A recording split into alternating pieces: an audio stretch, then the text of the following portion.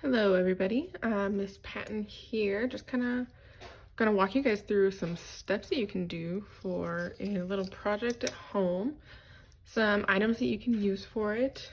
First of all, we're gonna be working with circles.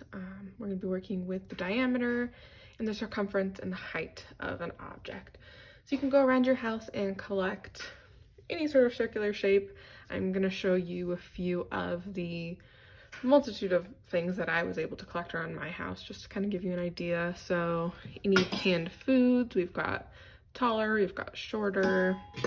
You can do your jars of peanut butter, your mayo jars, and then alternate to food, I've also got a mug. You can just kind of ignore the handle when you do items like that.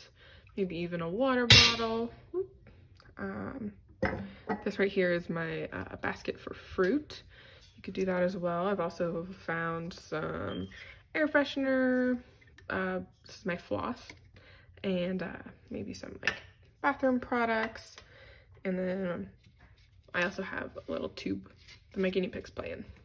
So you can use paper for this. You're gonna need probably paper and pencil pen to write stuff down.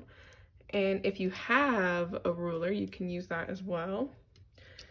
Although that is not completely necessary. You can use paper for this part. I chose to use some yarn just because I have it accessible. So I'm gonna take my yarn and use it to mark the cans.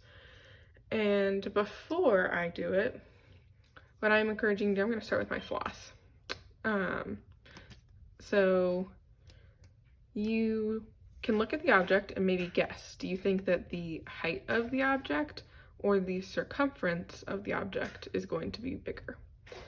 And then also you can measure the diameter and see how many times you have to recreate the length of the diameter to create the circumference. So I'm gonna start by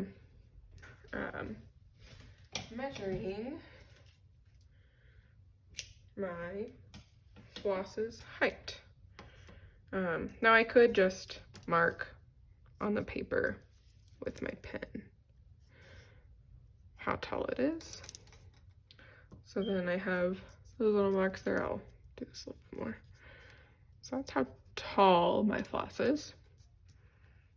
And then I'm gonna go around, and I'm just gonna mark it with my thumb.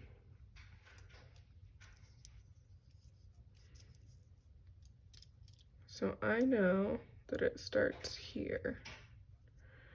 I'm gonna lay it down, mark that. So this is going to be my circumference. And then I'm also gonna go ahead and measure the diameter.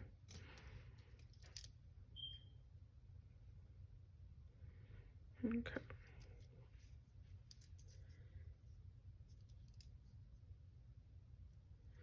And then I'm going to repeat it to see how many times it takes me to make. And then you got just a little bit more, right? So I know this isn't super clear, but this would be 1, 2, 3, and a little bit left over. So you can go ahead and do that for various objects in your house. And so first, little guessing game. So maybe look at an object and say, do I think that the height of my can or the circumference of my can or circle, whatever you're looking at, is larger? And then go ahead and measure your diameter and see how many times you need to lay your diameter end to end to create your entire circumference. See if you can come up with a pattern, and if you can, maybe try to relate it to some stuff that you've possibly learned in class, or take it a bit further and do some exploration yourself, maybe on the internet, with a sibling, with a relative who's in the house with you. Just see what you can come up with from what you found, but don't look at it until after you have done your experimentation to see what you come up with yourself. I hope that you enjoy this activity, and Maybe you could involve the people in your house with it as well, help them maybe go on a scavenger hunt with you to find materials around the house that they think would be fun to use, or maybe hard to predict whether the height or the circumference is going to be bigger. So I hope you guys have fun with this activity and can find some patterns in your findings.